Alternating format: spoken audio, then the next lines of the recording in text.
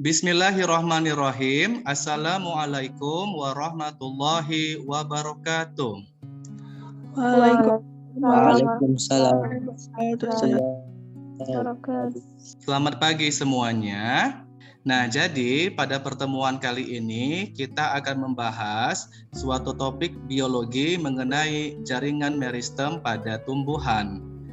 Nah, untuk KD-nya, siswa mampu menganalisis keterkaitan atau hubungan antara struktur sel pada jaringan tumbuhan dengan fungsi organ pada tumbuhan, di mana tujuannya adalah siswa mampu menjelaskan ciri-ciri dan fungsi jaringan meristem pada tumbuhan. Oke, perhatikan peta konsep untuk materi kali ini ya. Nah, sebetulnya jaringan tumbuh ini bisa kita bedakan menjadi dua bagian, yaitu jaringan meristem dan jaringan permanen. Tapi untuk pertemuan kali ini kita hanya fokus pada jaringan meristem saja. Untuk pertemuan selanjutnya baru kita membahas tentang jaringan permanen atau jaringan dewasa ya. Nah, jaringan adalah kumpulan sel yang memiliki bentuk dan fungsi yang sama. Pada tumbuhan terdapat dua kelompok utama jaringan, yaitu jaringan meristem atau disebut juga dengan jaringan embrional dan jaringan permanen atau disebut juga dengan jaringan dewasa. Nah, pada jaringan meristem berisi sekumpulan sel-sel yang terus-menerus aktif melakukan pembelahan. Ya. Nah, sel-sel hasil pembelahan kemudian menjadi bagian dari jaringan dan organ tertentu dan tidak memiliki sifat membelah lagi atau tidak memiliki sifat meristematis lagi sehingga sudah mengalami pendewasaan atau diferensiasi sehingga itu disebut dengan jaringan. Nah, sekarang kita akan membahas tentang jaringan meristem atau jaringan meristematis. Nah, pada awal perkembangan tumbuhan, seluruh sel memiliki kemampuan membelah. Pada tahap selanjutnya, pembelahan sel terjadi hanya di bagian-bagian tertentu saja. Jaringan yang masih memiliki kemampuan membelah bersifat embrionik, disebut juga dengan jaringan meristem. Nah, pembelahan sel sebenarnya masih dapat terjadi pada jaringan lain, tetapi jumlahnya terbatas. Jaringan meristem merupakan jaringan muda sekelompok sel-sel tumbuhan yang aktif membelah. Sel-sel meristem akan menghasilkan sel-sel baru yang sebagian dari hasil pembelahan akan tetap berada di dalam meristem. Hal ini disebut dengan sel permulaan atau sel inisial. Sedangkan dari sel-sel baru digantikan kedudukannya oleh sel meristem yang disebut dengan sel derivatif atau sel turunan. Nah, jadi ada dua macam sel, ada sel inisial, ada sel derivatif ya. Nah, pada jaringan ini terjadi pembelahan sel-sel baru yang aktif membelah. Jaringan meristem terdapat pada titik tumbuh, misalnya pada ujung akar, ujung batang, maupun kambium. Jaringan yang terdapat di ujung akar dan ujung batang disebut dengan meristem ujung atau apical meristem. Ya, yang terdapat di antara xilem dan floem disebut dengan kambium pembuluh dan yang menggantikan fungsi epidermis sebagai jaringan protektif atau jaringan pelindung disebut dengan jaringan gabus atau disebut juga dengan periderm ya. Nah, kemudian di sini ada beberapa ciri atau karakteristik dari jaringan meristem guys, yaitu sel-selnya muda, aktif melakukan pembelahan dan pertumbuhan, ukuran selnya kecil dan seragam ya atau tidak berbeda, kemudian letak sel-selnya rapat, tidak ada ruang antar sel, bentuk selnya bervariasi atau beragam, bisa berbentuk bulat, lonjong atau oval atau poligonal dengan dinding sel tipis, banyak mengandung sitoplasma sebagai tempat terjadinya berbagai macam reaksi biokimiawi, memiliki inti sel satu atau lebih, namun di sini inti selnya relatif lebih besar. Nah, kemudian vakuolnya itu kecil atau hampir tidak ada. Nah, biasanya protoplas pada jaringan meristem ini tidak memiliki cadangan makanan dan berbentuk kristal ya. Nah, ini adalah ciri-ciri dari jaringan meristem. Kalau dia masih aktif membelah namanya meristem ya. Tetapi kalau dia sudah berhenti atau sudah mengalami pendewasaan atau diferensiasi namanya jaringan permanen ya atau jaringan dewasa. Berdasarkan letak atau posisinya, maka meristem dibedakan menjadi 3 macam guys. Ada meristem apikal, ada meristem interkalar, dan ada pula meristem lateral. Nah, meristem apikal merupakan meristem yang berada di ujung batang dan ujung akar ya. Nah, kalau dia berada di ujung batang atau di ujung akar, itu namanya adalah meristem apikal. Ingat, apikal dari kata apex artinya pucuk atau ujung ya. Nah, ini dia gambarnya. Oke, sedangkan meristem interkalar atau disebut juga dengan meristem antara merupakan meristem yang berada di antara jaringan yang sudah berdiferensiasi. Dia ada di bagian tengah-tengah guys. Ya, misalnya pada ruas-ruas tumbuhan Gramineae atau Poaceae atau tumbuhan suku rumput-rumputan. Tebu, rumput, ilalang itu termasuk meristem interkalar ya. Nah, sedangkan meristem lateral atau meristem samping merupakan meristem yang menyebabkan organ bertambah lebar ke arah lateral ya, seperti ini di gambarnya. Oke. Nah, jadi secara letak atau posisi ada 3 macam meristem, apikal, interkalar, dan lateral. Nah, sekarang kita bahas satu persatu dari ketiga macam meristem ini. Yang pertama, meristem apikal atau meristem pucuk ya. Nah, pada meristem apikal, pucuk atau apex merupakan bagian yang tepat di atas primordium daun yang paling muda yang bersifat meristematis atau aktif melakukan pembelahan. Bentuk apex pucuk dari arah memanjang pada umumnya sedikit cembung dan dapat berubah-ubah. Nah, jaringan meristem apikal atau juga disebut dengan jaringan meristem ujung ya atau meristem pucuk merupakan jaringan meristem yang terletak di ujung-ujung tanaman seperti pucuk maupun ujung akar. Nah, fungsinya apa? Fungsi dari jaringan meristem ini adalah untuk pertumbuhan tinggi tanaman, penyebaran kanopi cabang dan ranting, serta jaringan yang dapat memperpanjang jangkauan penyerapan akar. Pertumbuhan memanjang yang diakibatkan oleh aktivitas jaringan meristem ini disebut dengan pertumbuhan primer, ya. Nah, oleh karena itu, jaringan yang dibentuk oleh meristem apikal ini juga disebut dengan jaringan primer. Oke. Nah, jadi ada meristem apikal atau meristem ujung, meristem pucuk atau jaringan primer ya. Nah, di sini terdapat berbagai macam bentuk dari meristem pucuk guys atau meristem apex pada berbagai kelompok tumbuhan, yaitu kelompok Gymnophyta atau Gymnospermae. Apa itu Gymnospermae? Ada yang tahu? Tumbuhan apa? Gymnos. Tumbuhan berbiji terbuka. Bagus. Tumbuhan berbiji terbuka. Nah, di sini ada 3 jenis, yaitu tipe Sikas, tipe Ginkgo, dan tipe Cryptomeria abies. Nah, tipe Sikas ini contohnya apa guys? Ada yang tahu spesies dari Sikas? Contohnya Sikas rumpi. Tahu Sikas rumpi apa? Pakis haji.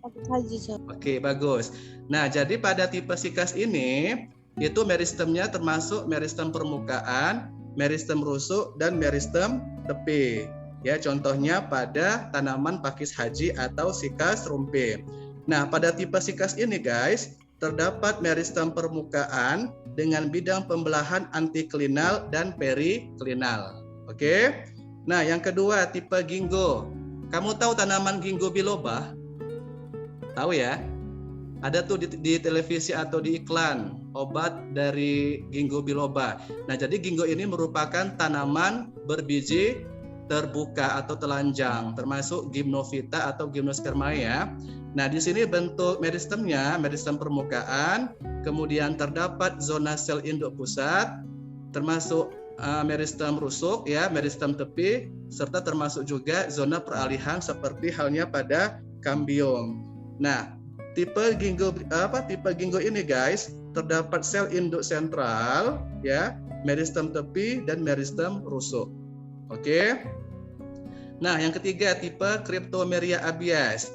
Ini merupakan tipe ginkgo tapi tidak ada zona seperti kambium. Ya, kalau pada tipe ginkgo tadi ada kambiumnya atau ada zona peralihan atau transisi, sedangkan pada tipe Cryptomeria abies ini termasuk tipe ginkgo juga, namun tidak ada zona peralihan seperti kambium ya. Nah, selanjutnya kita masuk ke tipe Angiospermae atau tanaman berbiji tertutup. Ya. Oke. Nah, perhatikan gambar ini ya guys.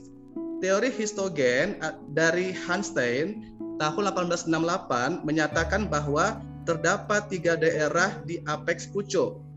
Perhatikan gambar meristem apikal pada tanaman Angiospermae ini ya, yaitu yang A, dermatogen 1. Ini guys namanya adalah dermatogen, berubah menjadi epidermis atau lapisan terluar. Oke.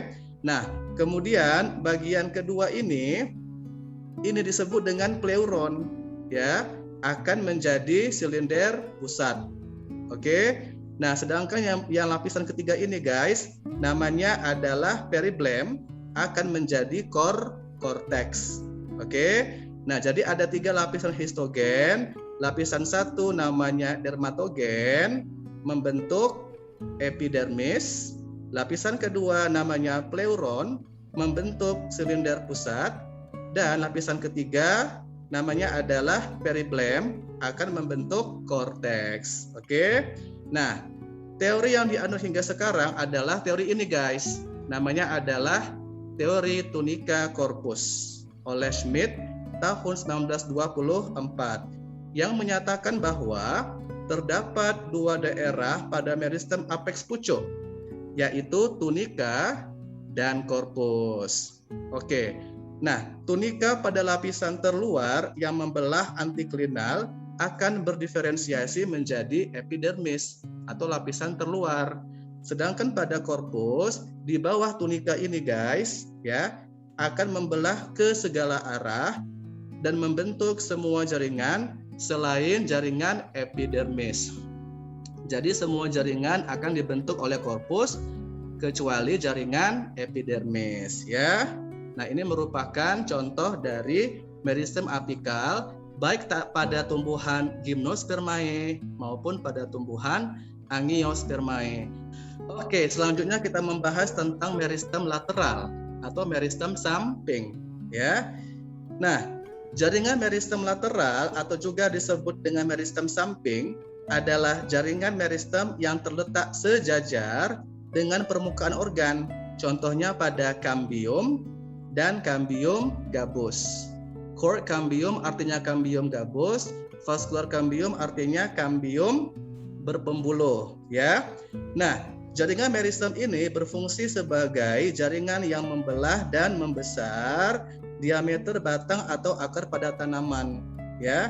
Nah, pertumbuhan jaringan meristem lateral ini yang menuju arah samping memungkinkan tumbuh besarnya akar dan batang tanaman.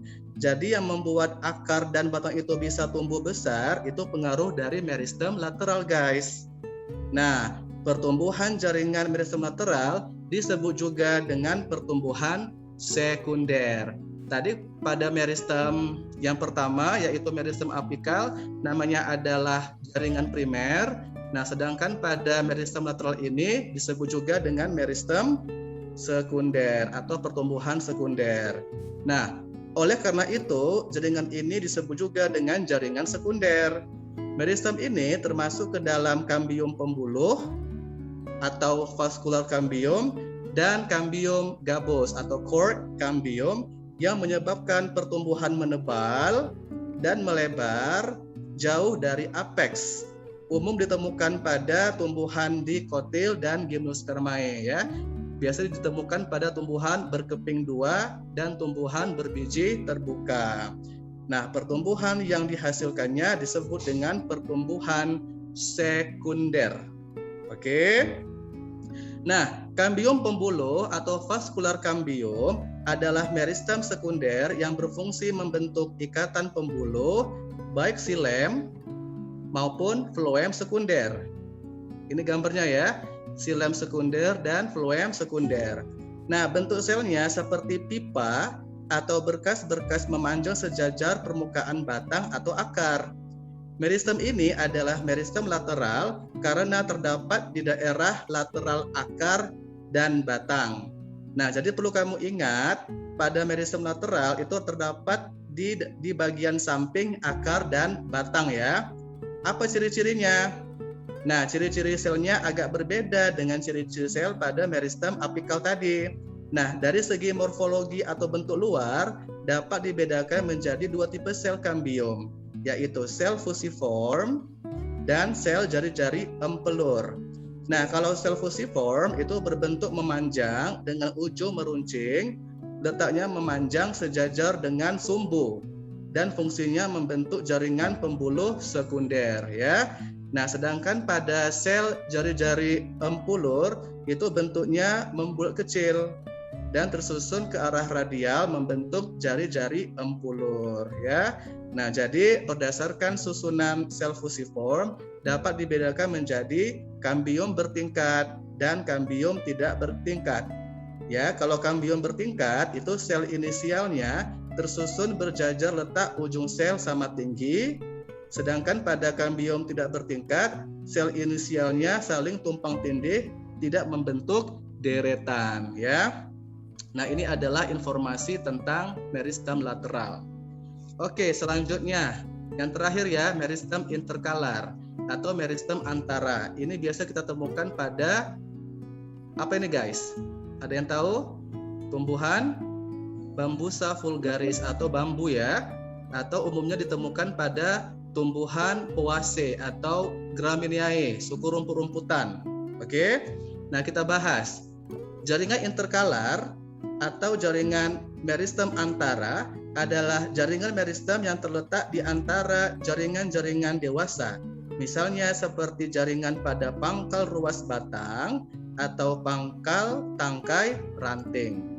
Ya, jadi dia terletak di bagian pangkal ruas batang atau pangkal tangkai ranting ya.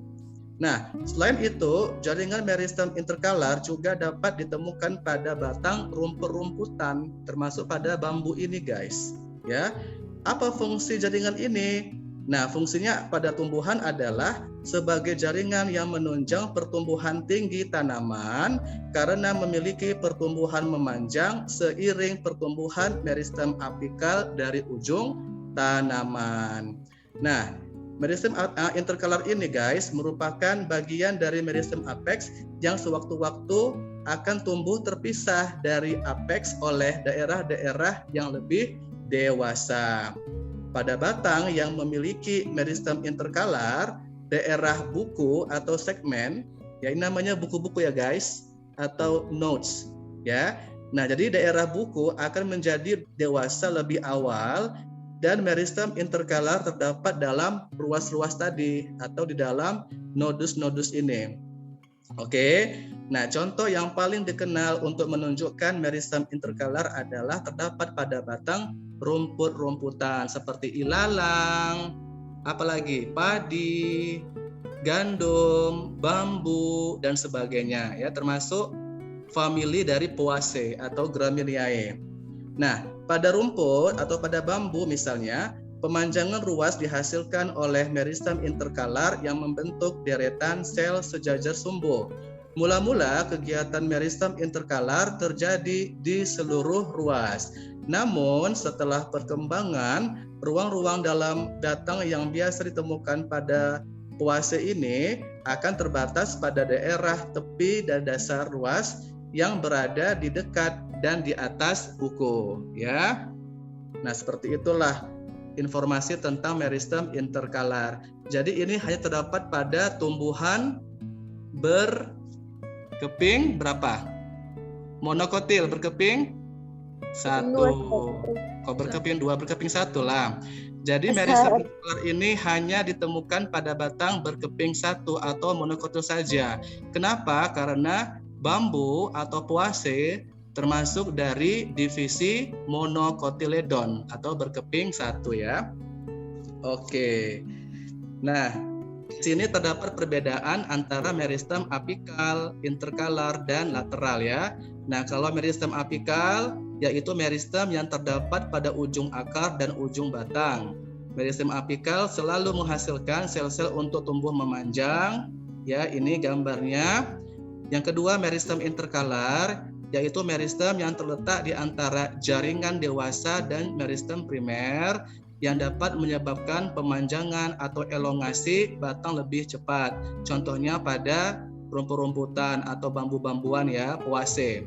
Nah, sedangkan meristem lateral ini gambarnya atau meristem meristem samping merupakan meristem yang menyebabkan pertumbuhan sekunder. Nah, meristem lateral juga disebut dengan kambium. Jadi kambium itu termasuk meristem lateral ya guys, yang terletak di permukaan bidang yang sejajar dengan akar dan batang ya. Nah, yang terakhir. Nah, ini meristem berdasarkan asalnya ya. Terdapat meristem primer dan meristem sekunder ya. Nah, di sini ada aspek pembedanya.